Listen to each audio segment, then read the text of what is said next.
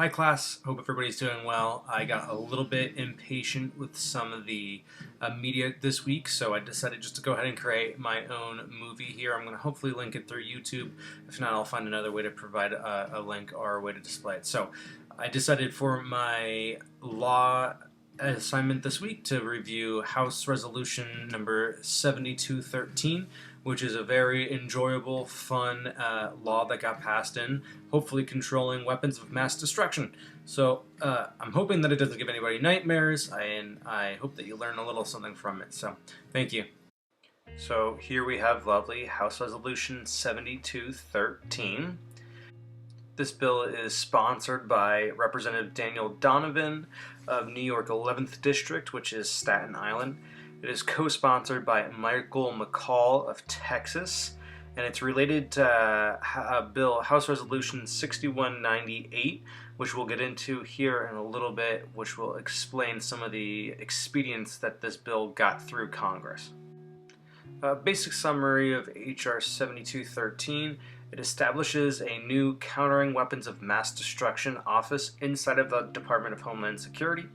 The office will plan and guide DHS policy on issues. So it pretty much guides the policy for weapons of mass destruction prevention.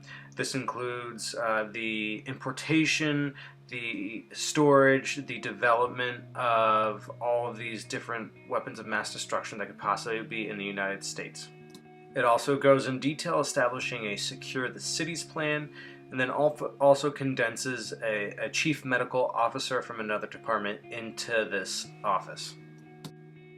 As you start to read through the bill, it starts off by laying out some definitions and terms that are going to be mentioned throughout the bill, and also establishes some very clear roles that are developed through this bill.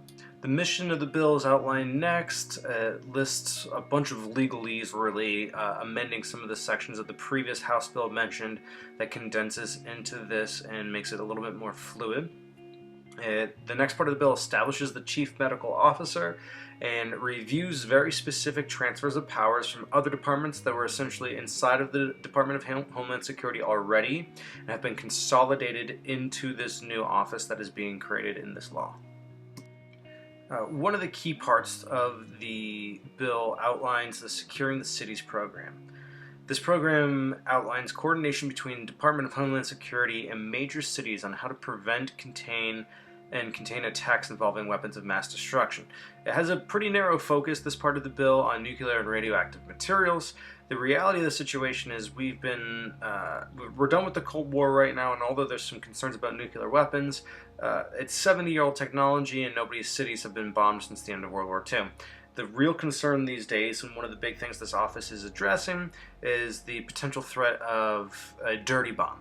And this dirty bomb, you don't need a full nuclear bomb. It essentially is TNT or dynamite and a very rude or crude bomb that releases the radioactive material, which you can get some highly enriched uranium or some plutonium.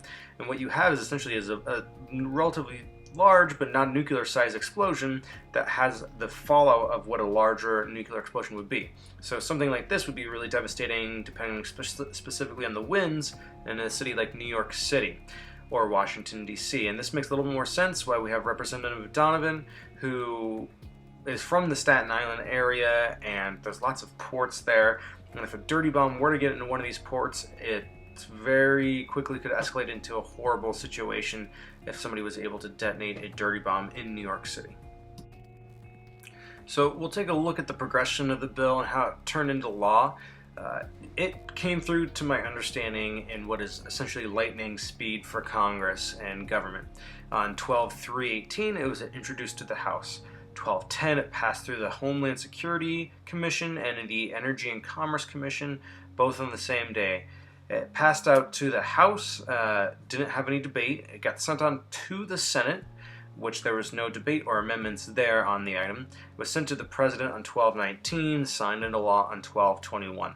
So the reason this went through so quick is the bill I had mentioned earlier had been introduced in June of 2018, went through committee, it became part of House debate, there was a bunch of amendments that went along with it, and it finally passed out of the House and ended up dying in committee and Senate. So, by the time this bill came around, it had been clearly established what it is, what was going wrong with it, and all the issues that made it stall before had been resolved, which explains some of the expediency of the way that this got through Congress.